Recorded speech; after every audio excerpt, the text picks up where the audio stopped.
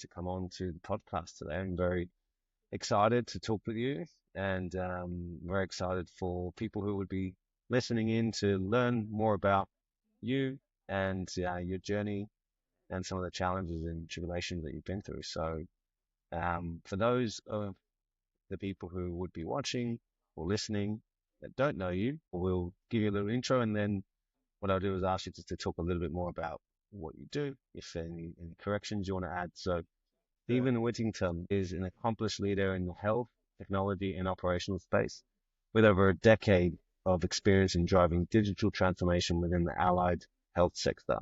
As a founder and seasoned entrepreneur, Stephen specializes in creating interoperable, value-based solutions that elevate the standards of healthcare across delivery across Australia. With a deep understanding of SaaS, SaaS, and FHIR, FHIR, I believe Stephen corrected me earlier, and agile methodologies, Stephen is passionate about fostering sustainable growth and innovation. He is committed to advancing digital healthcare to make it effortless and accessible for all. So I really loved your introduction, and obviously we've got to know each other a little bit. And I know you have a wealth of experience. So for those who would like to know a little bit more about your intro, can you just tell me a little about your experience and what that all means to people in the healthcare industry? Thanks, Naz. I think probably the thing that I've focused on most over the last 10 to 15 years is interoperability. And that's basically the exchange of data or digital health data between systems. And one of the things that we've all experienced is when digital health started up, everybody had their own versions, a bit like when video came out, there was VHS and beta, and then there was DVD, and there was tape and cassettes. We have the same thing happening in the health industry, and that makes sharing data hard without intermediaries who unpack, interpret, and then resend data, and it might happen 2 or 3 times between clinics.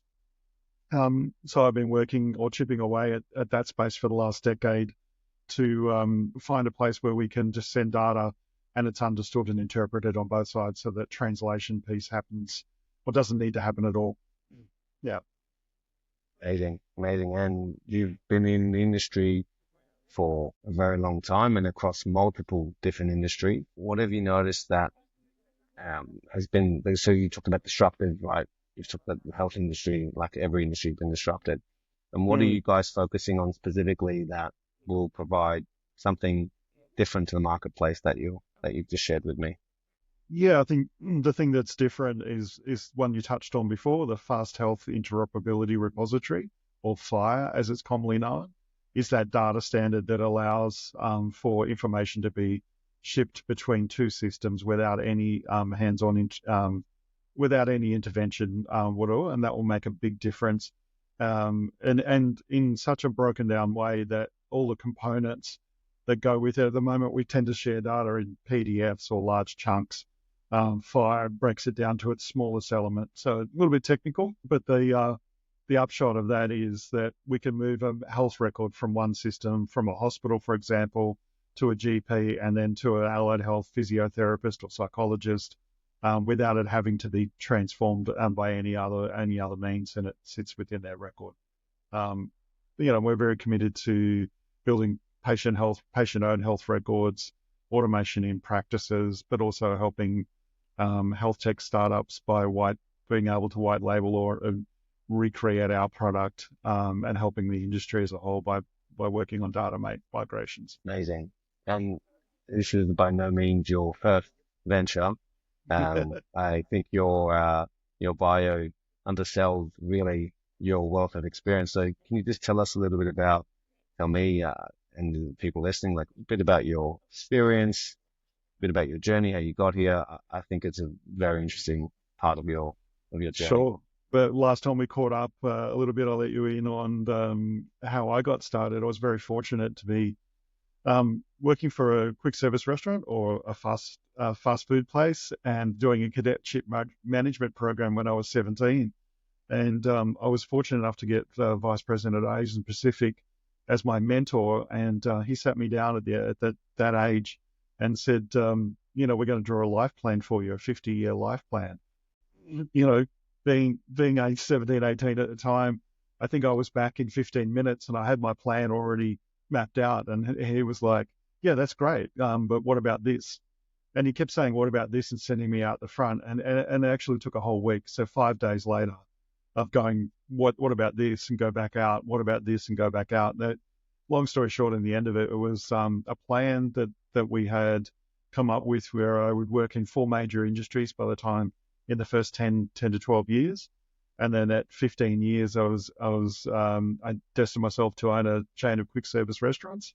And then to move on from that to more advisory sort of roles, and finally ending up at about now to be in board positions or advising positions. So the plan, unsurprisingly, for anybody who's written the plan down, went pretty much to schedule. At 35, I owned a number of quick service restaurants in the pizza industry.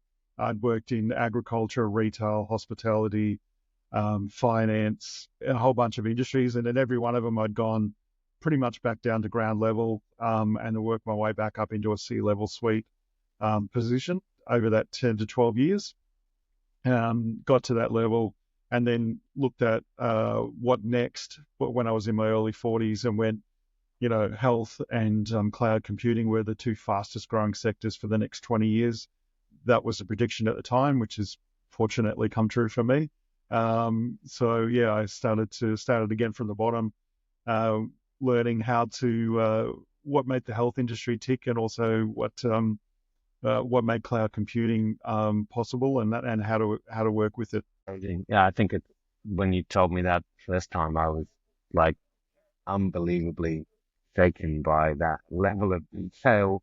Whether people will spend more time planning their holiday, than they'll spend time planning their life, and I think it's an uncommon thing what you have just explained. And I think it's an incredible thing. I mean, obviously the power of mentors, right? That's the thing Yeah, that's coming up for me when you do it. To have the right absolutely. people Yeah, put in front and of you, and to be forced to sit down yeah, and write out a plan that was weekly for 3 months, 3 months for 12 months, 12 months up to 5 years, every 5 years, so 5, 10, 15, 20, and then 30, 40, and 50. And just like a good plan, and not everything is written out because it's A to B and there's bad weather in between, or you have to divert. But it was being able to break it down into a way that still gave you a North Star, a sense of direction, so that today, working from the beginning again in another industry, was about, oh, this is a long journey. I've been here before. I know how this goes, and I know where I'm going. I know why I'm doing this. And then being able to pivot, yeah. So I mean, I actually one of my questions was around like if you could go back and advise your 20 self, advise yourself at 20 years old, kind of falling in that kind of benchmark. Because I think for people listening, the audience is about other people who are wanting to do something interesting or just want to learn from experience. That was the whole purpose of CEO Insights, to speak with direct people. And I find obviously young people and people who are kind of either developing or further along, I feel like you can learn from people like yourself. So Yeah. is your advice like what, I know you talked about a couple of different, you touched on a few different points, but what would be your advice if you were to look back now, knowing what you know in this moment Yeah. with all this 50 years of, well, nearly 50, well, not quite 50 years, but Not quite a 50 lot of, years. maybe a lot of experience. So yeah, definitely.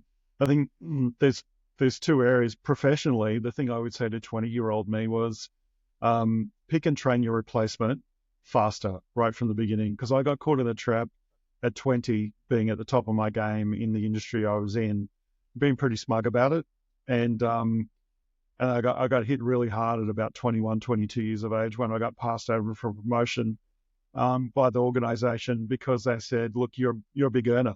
We've never had a big as earner Mm. as you, and putting you in a manager position would take you off the tools.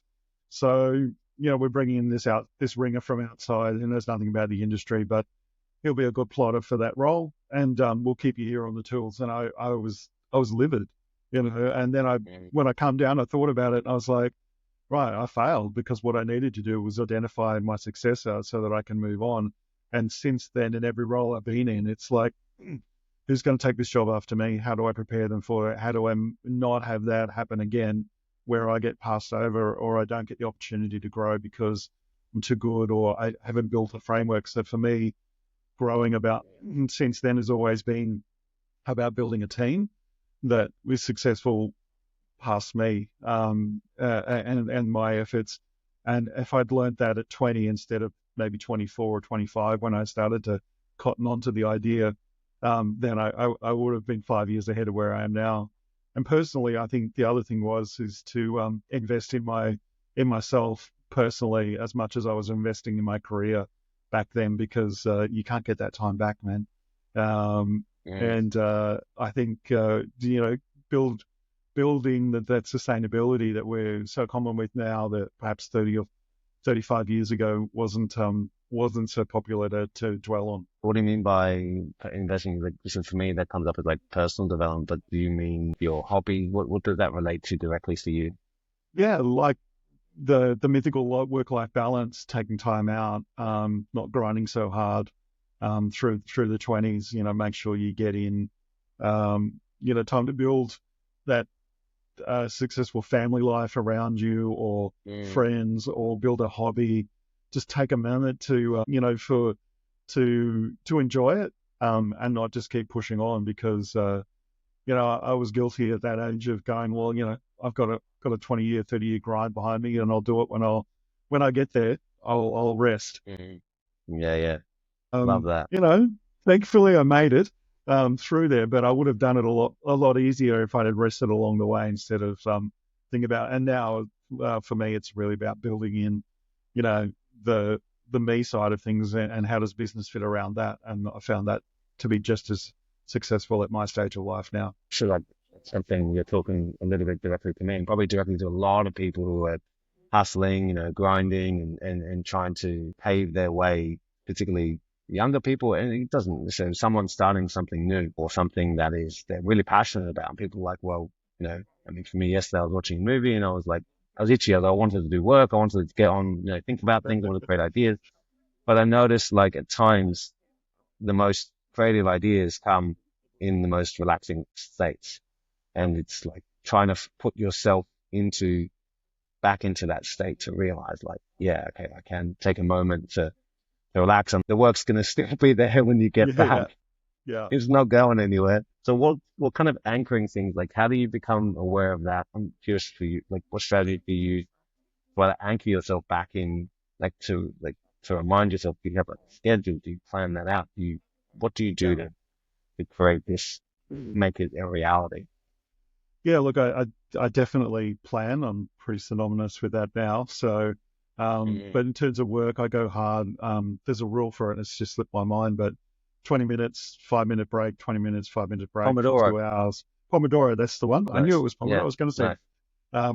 the other one, but Pomodoro method, I find, for me, gives me that separation. And just like you, and I think the teams that I work with today, particularly the younger members of the team, they just seem to butt themselves ahead against a problem. And I keep saying to them, like, if you're at it for 3 hours, just put it down and walk away. You'll solve it in the next 10 minutes. There's this like, no, I've got to go. And it's like, ask for help.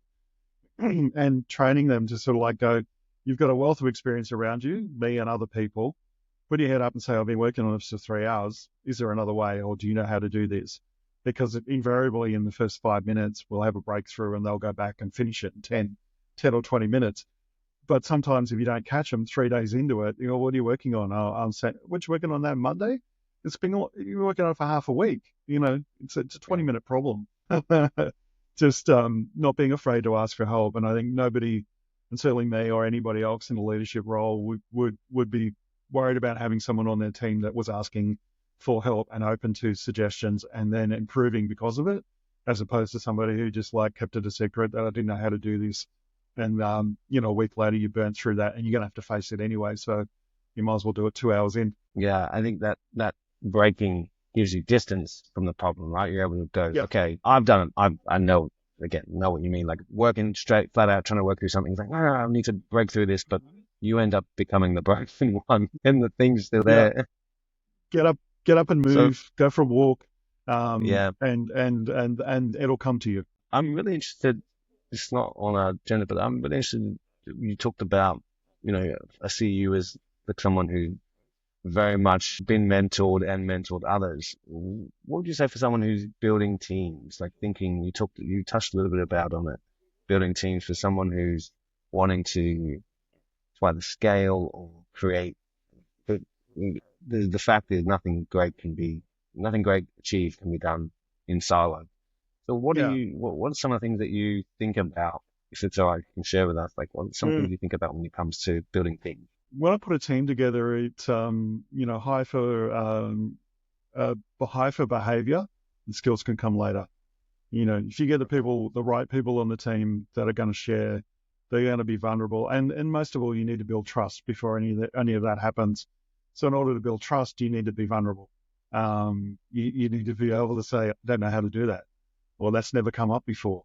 But let's go work it out together, or to build that team and have a goal or a purpose that's greater than the collective to work towards, because nobody wakes up and goes, well, I'm going to work on that thing that we'll have done by lunchtime today. And that's great. I want to do that. I always work for 10 to 15 year goals because, then everything's got a sense of urgency, but it also doesn't have a doom clock running on it that it's got to be done in the next 4 hours or 5 hours. And build in, I've talked before about agile and building, short sprints, 10-day sprints, 1 month sprints, whatever they are for you, and give yourself an excuse to sit down at the end of that and reflect on what went well, what you're grateful for, what do you need to stop doing, what do you need to start doing, and have a reset, and then start again on the next little chunk of work and keep breaking. I can't stress the importance of breaking things down to small chunks, but also for the team to be able to go, hey, we've got a 3-year build, let's grind, or we got a 3-year build and here's the first 10 days and that's all we're going to do. If we screw it up, we screw it up 10 Mm. days and then we get to restart the clock again and go again, give people permission to fail, but be there to know what's going on and get to know your team, get to know who they are. There are a bunch of people you're going to spend a lot of time with, and there's no, don't build a team around a star player, build a team of stars. Yes. I really love the sprint idea. I feel like that's something incredible that you said because, you build out, I keep referring back because I sometimes I'm still in awe of this 50-year plan, right? But I referenced this 50-year plan and obviously there was milestones, right? But Yep. there wasn't the one milestone. There was multiple, obviously, maybe Yep. 10, I don't know how many Yep. you built into the plan. But what I hear you saying is when you're building out any type of plan, whether it's team related or goal related, or even just task related, you're able to break that down. I feel like for some people, it sounds easy in practice. And even I'm thinking about myself, and I try to do this because I think that stops overwhelm, number one. Like Yep. when you can see what you need to do, or you see the next 5 steps versus like a lot of where I see a lot of people get stuck. It's like, I need to know what I need to do for the next year. It's like, no, you just need to know what to do next. Yeah. Like Yeah. take the year, drop the year part. So how do Yeah. you go about building like these sprints? Like what are some things that like in terms of if you wanted to help someone map out like, their 50-year plan, for example, like what kind of milestones, how do you break those down into sprints?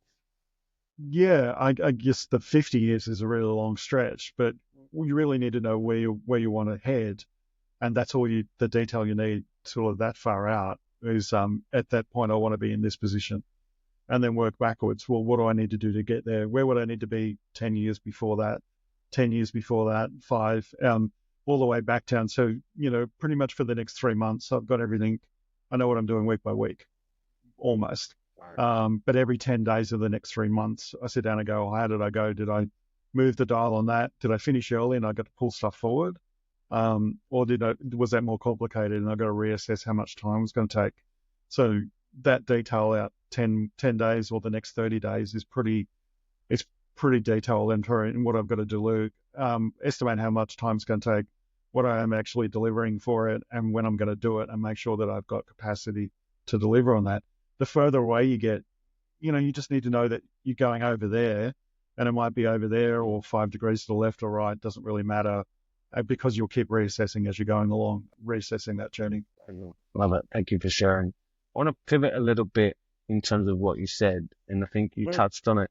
You know, you talked about one kind of error, I think fatal error, and you said you'd be 5 years ahead. Mm. what kind of, I want to talk about significant challenges or Yep. failures. I feel like failures teach us, I'm sure you can agree, failures have taught you way more about your life than Yeah. your experience than your successes. They tend to just show you did good.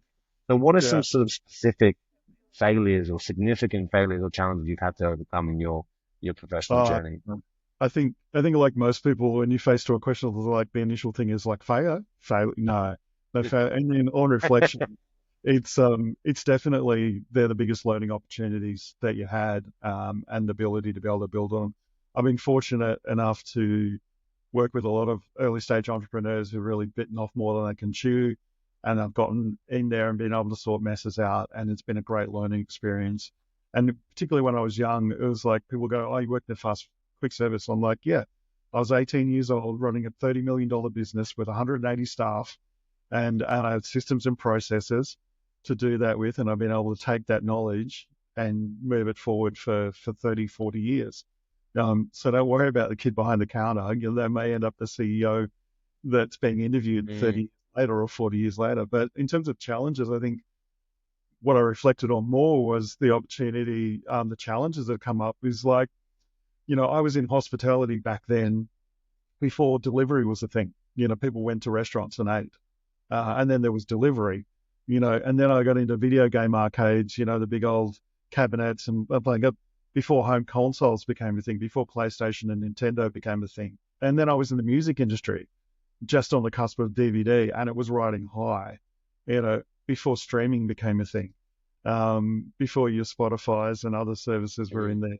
And then I got into video rental, when the DVDs were out, renting DVDs. And that was before streaming, before the Netflixes got into the world, and all of the players that are in that space. Now, I did extend that one a little bit longer because I got into the kiosk rental game before streaming really got yes, in. I Um, remember but that. that was a little bit of a pivot, but yeah, I got into that. And then, well, as I said to you, and I sat down nearly 20 years ago and went, where next? Because I was on goal, but the industries had changed. And I was like, what's going to give me longevity now for the next 30 years stretch of my plan? And it was understanding that healthcare was a growing sector, particularly the aging populations that we have here and around the world. And also cloud Mm, computing is on the rise. And it's great now everyone's got an iPhone and everyone's aware of the cloud and all the apps. In 2009, I was pretty much branded a heretic by saying, I'm going to build healthcare system in the cloud. And they're like, not on a computer that you can see physically and touch.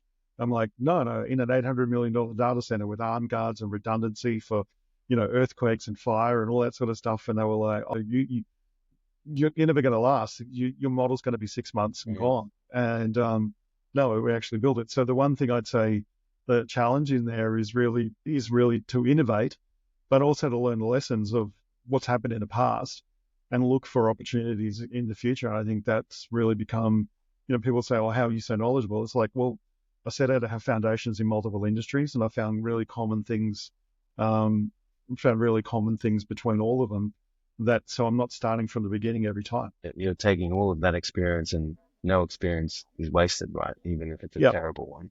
You, Oh you, you, yeah, you, I've been in startups that have failed. I've been in organizations. I've tried to help people, and they can't help themselves, or we run out of money, and a whole bunch of other stuff. So every opportunity in that is a learning, but it's never the end. There's always tomorrow, and we start again. think you displayed your mindset, part of the question, reflecting or reflect back to your mindset. It's like you're looking at everything not as one piece. You're seeing everything is connected. And when Mm. you're focusing on what it is that you're trying to do, you're not taking that, well, yes, I may be starting from the bottom here, but I have all this other experience Yeah. to integrate back into this bottom part. I think absolutely, and I think there's one mindset thing that sort of set me apart, and I didn't realize it was quite unique until I've spoken to people as I've mentored or worked with them later on, and that's been I made a decision when I was very young, like 18 or 19, that I was the CEO of me. Now, even when I was working a Mm, PAYG job for somebody else, it's because the company of me decided to take on that role, and I never felt disempowered because I was the youngest person on the team or the most junior person on the team. because I was the most senior person in my organization, which was me, and I chose to be there. Wow. So to get on it. Yeah. But back to your question about getting mindset shifts or to overcome it, I think, as I said before, getting really comfortable with starting again, and every time from a place of more knowledge. For example, in retail, I created a model for optimizing retail floor space. And later on, when I got to video rental, it became about optimizing wall space in a video rental store. I've taken that same model and applied it to scheduling in the healthcare system. So that's a model that sustained 30 years of innovation, but fundamentally it's the same principles that have been applied in 3 different industries. So there's, even in industries, there's no longer a music industry, there's no longer a video rental industry, but the learnings that I took out of that are applicable today, applicable today in the healthcare that they were 30 years ago in those industries. So, always look at your past experiences and trends and then try and apply them to something that's new and emerging, and look at those technologies and go, well, how did CD stores, what was the rise and fall? Newspapers, data, information, what are the common things in there that are reusable out of that? And I think that's how you pivot. I love the concept of, I haven't heard that actually. I mean, I've read a lot of books and, a lot of information, but I think I would label that back to like taking 100% responsibility. But what better way than to view yourself as an entity, or view your experience as the entity and you being the leader of that entity, Yeah, essentially, like you're the CEO of your company. And whenever you're entering into some other world or organization, or even just interaction with other people, like, well, no, I am CEO in my world. in my And world, yeah, eventually you became one, right? You yeah. became Well, one, you became the CEO of the CEO. You yeah, it's already a won. common theme in, if you look at my CV, it's always been started as customer Mm, service, became a manager, became an area mm, manager, became a national manager, become chief operation officer, become CEO, and then left to go back and join customer service again, and then go through the whole chain. And people go like, I've never seen anybody with more internal promotions in an organization. I'm like, that's because I joined to be the CEO. I joined with that in mind. So it didn't just happen to me. It didn't, wasn't waiting around for it. I was actively putting myself out there as I want to go and bringing people with me. I think that was the real secret I learned probably 10 years in, was turn up way one, make the team run clockwise and move on and move on. mm. By the time I got up there, everybody was going like, yep, he deserves to be there because I wouldn't be here without him. So that really changed my career path. What some courses? I mean, now books. I'd like to put a frame as like education, or Yep. like where would you refer someone? Like, what's the best piece of information? Because information can Uh, be anything now. Other books, or books are great, that yeah. you've given to someone or shared with someone, and Yeah. why? And why have you done that? There's three foundational books that I bring to every team, or every engagement, and then I'm not only give them, but we'll sit down and read them together and discuss them as well. The first one is Systemizing the How in a Business, and I can't go past Mastering Rockefeller Habits by Vern Harnish. Really breaks down that communication rhythm, how to scale a business, and that leads to a whole bunch of other reading that's through that, but definitely that. How to Make the Customer the Why. My go-to is a book called Fish. Mm, It's got a couple of authors, Stephen London, Harry Paul, and John Christensen, and it's about the pike fish markets and around the customer service journey there. And I think it's a pivotal book to really reframe business around the customer. And the third one is Identifying the Who does what and at what stage, is the E-Myth Revisited by Michael Gerber. And that none of these are really new books. And I've been dragging them around now for 20 or 30 years and applying them to new industry after new industry and after new industry. And they're always relevant. But it really covers the how, why, and what, and who, as a good foundation. And from there, teams go off and build or discover their own versions of those things, or implement bits that work. And then there's a whole, Ken Blanchard's The 1 Minute Manager, and a whole bunch of stuff depending upon where someone's strengths and weaknesses lie. yeah. Wow. I've heard of two.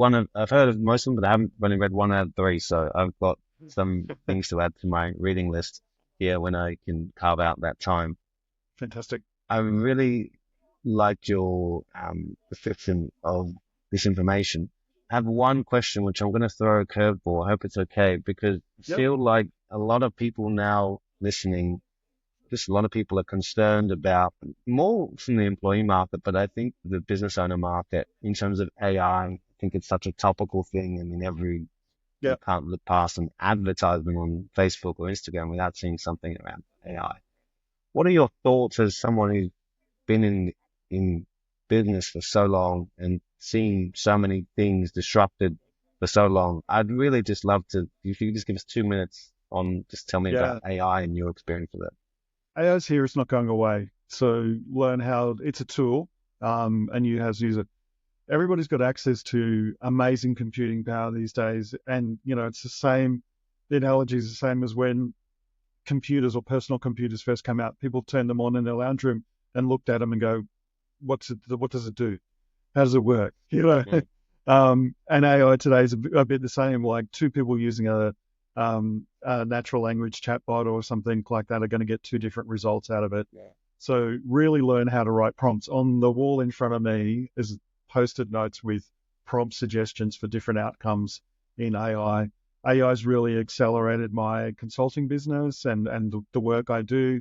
It's automated a lot of low-hanging fruit tasks. It's given me more time to think about it. But you got to understand which model to use for what outcome and how to get the best out of the Mm, prompts. And if I get a suggestion for anybody who wants to dabble in AI, so go into any of the popular the chat AIs, and ask it. I want to develop my business. Ask me 20 questions about my business, and then have it give you the 20 questions. Give it back the answer, and then keep asking it for questions. A lot of people write prompts. Rewrite this blogger chat instead of saying, I want to review this blogger chat. When you've reviewed it, ask me if you're ready. And when you're ready, ask it, what should I ask you about this blogger chat to improve it? And then mm, interact with it as if it's there. You'll find that it'll make you think differently and you'll do it. I think AI automation will only take care of systems that work. If you put a broken system into an automation or an AI or a big data model, you're going to get more broken out on the other side. We've already learned that. So I think intelligence and having the inquisitive mind to be able to ask it and then reason with the data that it gives you back and say, no, that's not right, or I want to look at it this way, will make a difference. I hope that's been a good answer, but I'm really no, it's excited about the perfect. opportunities with it. But I also think humanity, if it frees me up to spend more time with my family, my grandkids, if it at the moment it seems to be chipping about 10 to 12 hours a week out of my life. I've Wow. got this other little mission that, when I hit 50, I was like, every year I want to work 30 minutes less a week. And I was at 80 hours or plus back then. And I'm down under 50 now, and I'm well ahead of the 30 minutes a week for it is. But I want to keep doing that, which means I've got to be inquisitive about finding Yeah. ways to get more out of less. And that's through leveraging and building those systems. But I've got prompts set up where I feed similar information in, and it just keeps giving me new information back. And I have other prompts where I look at a new problem and I'll be like, how would you tackle this problem? Give me 50 ways to tackle it. Now give me Mm, the top five. Now give me the top three. And it helps yeah. speed up that thinking process where I Yeah. would Yeah. sit with a whiteboard for a week and try and work something out. I can do it in 20, 30 minutes now. And Yeah. then pause, It's, go away and come back it, to it and look at that again. yeah. Go, Pomodoro. yeah, Wow. absolutely. Wow. I think what I'm hearing you say is two things. System, make sure you use AI for system process repetitive tasks, stuff that Yep, you don't want to do, stuff where you can be focusing with your family or with your yep, loved ones or hobbies or give you your time back. And two, which I think I've noticed this a lot. And when I first noticed AI come out, I was like, wow, this is a huge opportunity from a critical thinking aspect. Because yep, I mean, critical thinking in general, problem solving is probably one of the hardest skills that AI can't yep, solve yet, but you can use it as a tool to then like you talking to you or you talking to a very, very, very smart version of someone that you want yep, you. I make the analogy like you're talking to you. You can have that two-way monologue. I mean, for yep, me, I find it very difficult to think inside my mind. I know that sounds weird for some people, but I have this thing where like I much will work out a problem Yeah. talking or having it something Yeah. reflect back so I can see something. And I find that amazing for me. Well, the knowledge that you contain is limited. I've always Mm, found as a young person, even, asking my grandparents or uncles or older people, and like, I'd be in the 1990s in the PC world, and I'd be asking them, and my grandfather was a shearer on the property.